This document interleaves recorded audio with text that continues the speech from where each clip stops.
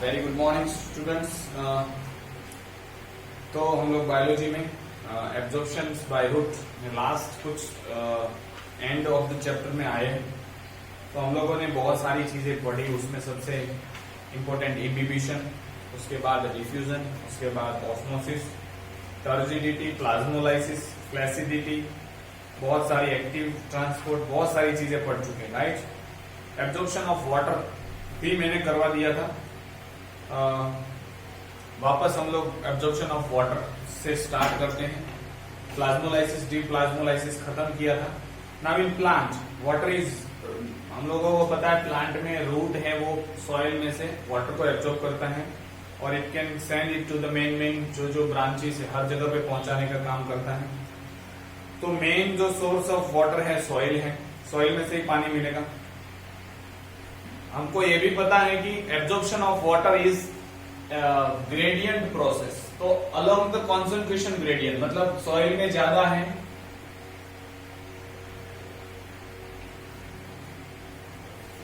और रूट में पानी कम है, मतलब हाइपरटोनिसिटी रूट के अंदर रहेगी, हाइपोटोनिसिटी रूट के बाहर रहेगी। When the solute concentration of the cells है, मैंने आपको कल भी परसों भी बताया था, रूट है, ये रूट हेयर है, यहां पे पानी बहुत ज्यादा है, वाटर मॉलिक्यूल, राइट।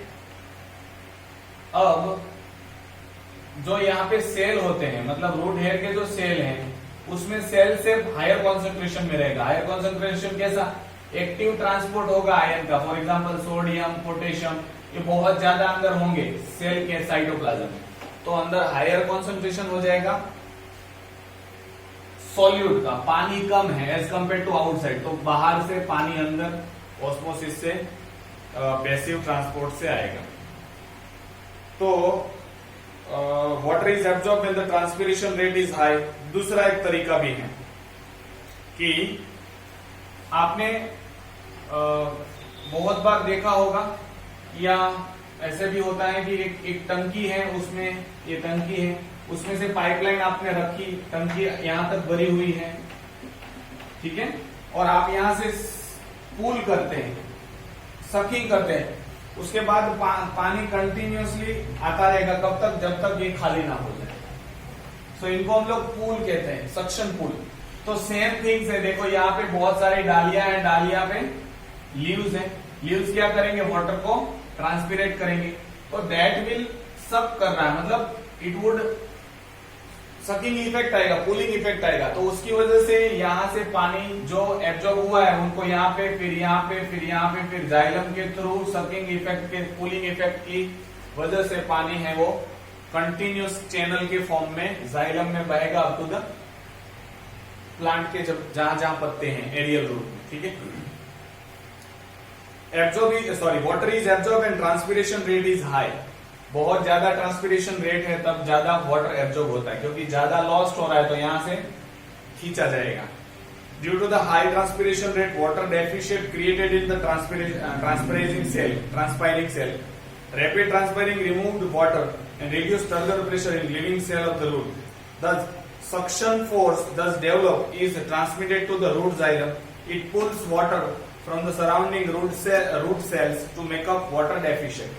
बहुत ज्यादा वाटर जब ट्रांसपिरेशन होने लगेगा तो यहाँ के सेल में पानी कम रहेगा, वो पानी उस कमी को पूरी करने के लिए जाइलम में से पानी खींचा जाएगा, जाइलम रूट तक पहुंचेगा, रूट में आजू बाजू के सेल तक पहुंचेगा, आजू बाजू सेल से सॉइल के अंदर से पानी है वो एब्जॉर्ब होगा। तो ये ट्रांसपिरेशन पूल एक ऐसा फोर्स, सक्शन फोर्स है, इट कैन, ये इतना जबरदस्त फोर्स है, it can maintain a column of capillaries. और हम लोग मानते हैं जाइलम में ट्रेकियर्स एंड वेसल्स होते हैं, तो वेसल में 130 मीटर पानी ऊपर जाए, खींचा जाए, मतलब कंटिन्यूस कॉलम है 130 मीटर की वेसल की, ठीक है, ट्रेकियर्स एंड वेसल्स। तो ट्रांसपिरेशन की कितनी ताकत है? It can pull the water in 130 metre high. आप सोच सकते कितना फोर्स होगा उस ट्रांसपिरेशन का। 130 मीटर पानी ट्रांसपिरेशन पूल की वजह से खींचा जा सकता है। तो हमारे पेड़ पौधे तो 10-15 मीटर के ही होते हैं, तो ट्रांसपिरेशन पूल का कितना फोर्स है। जैसे फॉर एग्जांपल मैं हूं, फॉर एग्जाम्पल आप हो या मैं हूं, मैं फॉर एग्जाम्पल 60 किलो उठा सकता हूं, अब मुझे 10 किलो उठाना है तो क्या इसमें रहेगा। तो ऐसे ट्रांसपीरेशन की ताकत 130 मीटर खींचने की है पानी, लेकिन प्लांट तो 10 मीटर ही है तो इजीली खींच लेगा वो पानी, ठीक है। The suction force thus developed is transmitted to root system. It pulls for वो तो हो गया। Now absorption of minerals। अब बहुत सारे जैसे हमारे लिए भी बहुत सारे न्यूट्रिएंट की जरूरत होती है, मिनरल्स की जरूरत होती है ह्यूमन बॉडी में भी, वैसे प्लांट की भी अच्छी ग्रोथ के लिए उसको भी मिनरल चाहिए, राइट। हमको कहां से मिनरल मिलते हैं, प्लांट में से मिलते हैं। प्लांट को कहां से मिलते हैं, सॉइल में से मिलते हैं। So mineral absorption is not done by the root hair alone। अकेले रूट हेयर का काम नहीं है, instead entire root system. Majority of the water is absorb by the root hair. बाकी रूट हेयर है, फिर primary root, secondary root, tertiary root. ये primary root है, पहला रूट, उसके बाद उसकी डाली सेकेंडरी रूट, उसकी डाली टर्शरी रूट और क्वाटरनरी रूट। मतलब entire root system below the soil helps in absorption of mineral। ये मिनरल को एब्जॉर्ब करते हैं, राइट।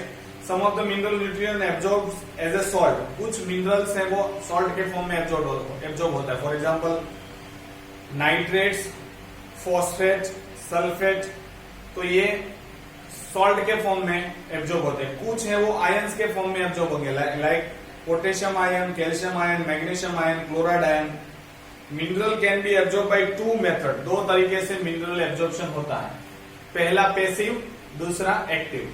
तो पैसिव में क्या होगा, ions are absorbed from the region of their higher concentration to the lower concentration. ऐसे बहुत सारे मिनरल्स जिनका कॉन्सेंट्रेशन बाहर बहुत है, अंदर कम है, तो वो अपने आप कॉन्सेंट्रेशन ग्रेडियंट की वजह से आ जाएंगे, ठीक है।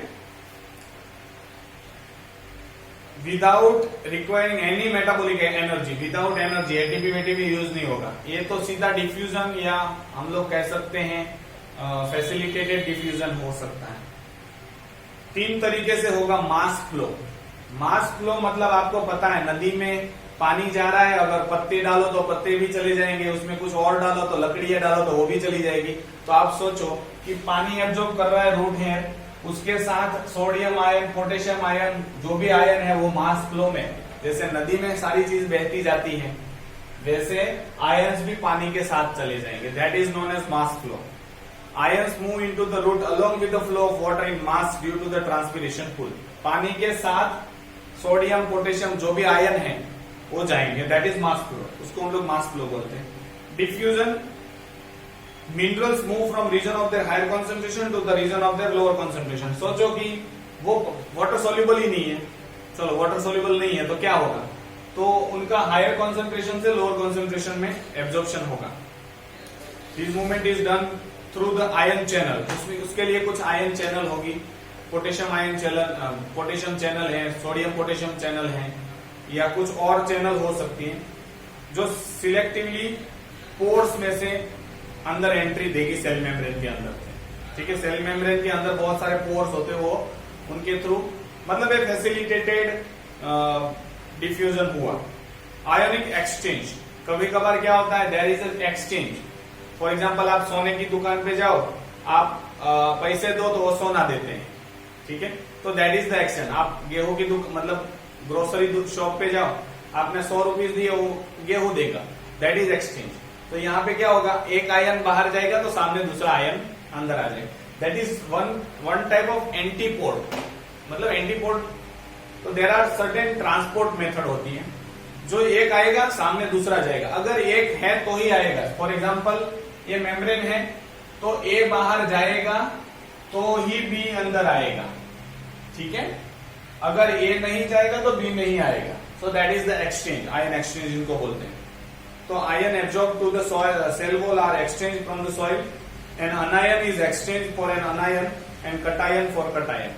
तो एनायन एनायन, कटायन कैटायन। तो एक चैनल है जो हमारे ह्यूमन बींग्स में चलती है, एनिमल में चलती है, वो है सोडियम पोटेशियम चैनल।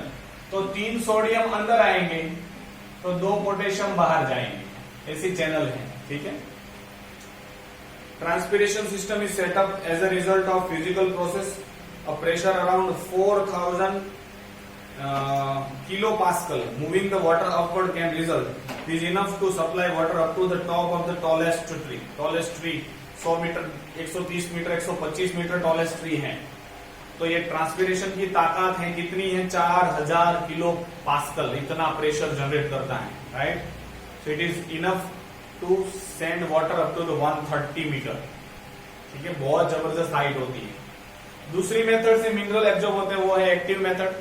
तो एक्टिव में क्या होगा, एक एटीपी आपने फॉर एग्जांपल मैंने आपको बताया था, याद हो तो, ऐसा होगा और यहाँ पे देयर इज अ जगह खाली होगी, ठीक है, चलो, तो ये आके यहाँ पे आयन बाइंड हो गया, क्योंकि यहाँ पे कॉन्सेंट्रेशन ज्यादा है और यहाँ पे कॉन्सेंट्रेशन कम है, फिर भी ये बाइंड होगा, ये रोटेट करेगा, ये रोटेट करेगा तो उसको एटीपी की जरूरत पड़ेगी, एटीपी की हेल्प से रोटेट करेगा, तो ये इस साइड आ गया और यहाँ पे फिर रिलीज हो जाएगा, वो ये रिलीज हो गया, वापस चला जाएगा एटीपी की मदद से। तो there requires certain energy.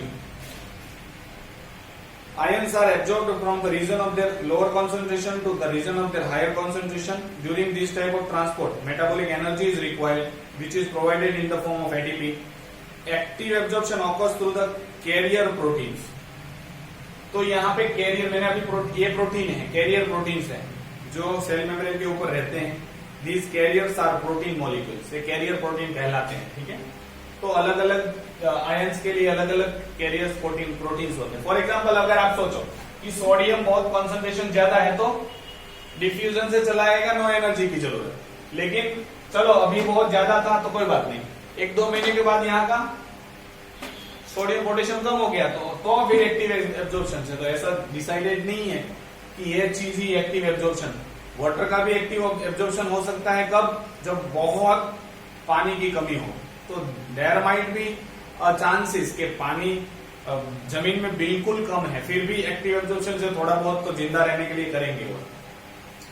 Next is force responsible for ascent of sap. Ascent of sap मतलब upward movement of water and minerals in the xylem, that is known as ascent of sap. I repeat, upward movement of water and mineral through the xylem in only one direction, that is known as ascent of sap. xylem में water और ion का movement सिर्फ और सिर्फ एक direction में चलता है, सिर्फ upward direction, no downward direction, right.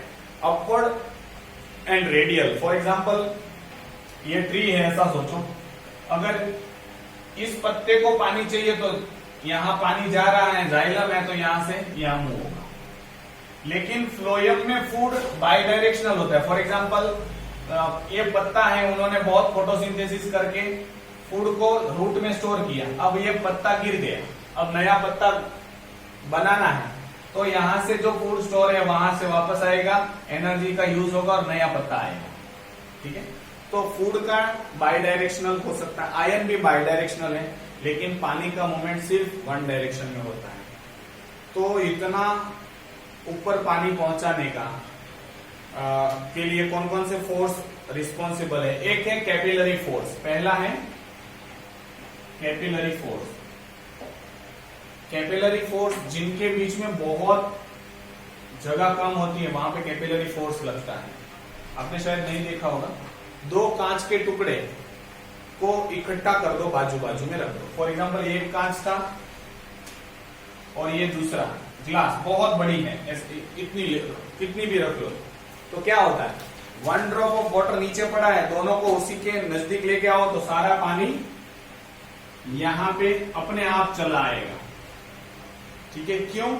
उसकी थियरी यहां पे नहीं लिखी है, मैं बता रहा हूं। आपको पता है ग्लास है, ग्लास में पानी हमेशा सीधा नहीं रहेगा, आपको पता हो तो यहां से थोड़ा कर्वेचर लेता है, ठीक है, थोड़ा आपको पता है ये कॉन्केव शेप में होता है अंदर की तरफ, राइट। तो यहाँ पे बहुत जगह कम होती है। फॉर एग्जांपल मैं इसको मैग्नीफाई कर रहा हूं, ये दोनों ग्लास हैं और मैं इसको माइक्रोस्कोप में देख रहा हूं, अब इतनी जगह है। कैपिलरीज में वाटर बैलेंस नहीं हो पाता है, तो यहां तक हो गया, ये इतना चढ़ गया तो ये यहाँ पे आएगा और चढ़ जाएगा, इस तरह से बैलेंस नहीं हो पाता, जैसे यहाँ पे बैलेंस हो जाता है, इसीलिए कैपिलरीज में पानी ऊपर तक आ जाता है। तो जाइलम वेसल्स थीन है 20 micrometre to 400 micrometre. When cut stem is placed in water, fluid is drawn up to the 1 meter.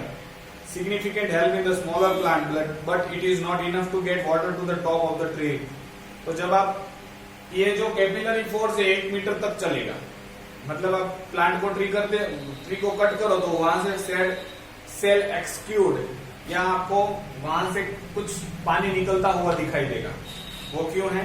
Capillaries. और दूसरा रूट प्रेशर भी है। So transpiration from the leaves exert a pull called capillary force और capillary. तो ये जो नीचे से 1 मीटर तक जाएगा, ऊपर तक नहीं जाएगा, लेकिन यहाँ पे क्या होता है, बहुत सारी छोटी छोटी कैपिलरीज है, ट्रांसपिरेशन में पानी को लॉस्ट करेगी, तो ये पानी जैसे ही बाहर निकला तो दूसरा पानी उसकी जगह पे आ जाएगा। तो दैट इज कैपिलरी एक्शन। ठीक है। दूसरा है रूट प्रेशर। देखो मिलियंस ऑफ रूट हेयर है, ठीक है, सारे पानी एब्जॉर्ब करके भेज रहे हैं। तो आप सोचो यहाँ पे पानी की आने की कैपेसिटी कितनी होगी, चारों ओर से पानी आ रहा होगा, रूट हेयर सब एब्जॉर्ब कर करके डाल रहे हैं, तो उसकी वजह से थोड़ा उसको पुशअप मिल जाता है। ठीक है। आप सोचो घर का दरवाजा है, चारों ओर से लोग आ रहे हैं, तो क्या होगा, या एक पूरा हॉल है, चारों ओर से सारी चीजें, पानी आ रहा है, तो थोड़ा बहुत तो पानी टकरा के ऊपर चला जाएगा। ठीक है। आपको पता है हवा जो साइक्लोन भी क्रिएट होता है, याद हो तो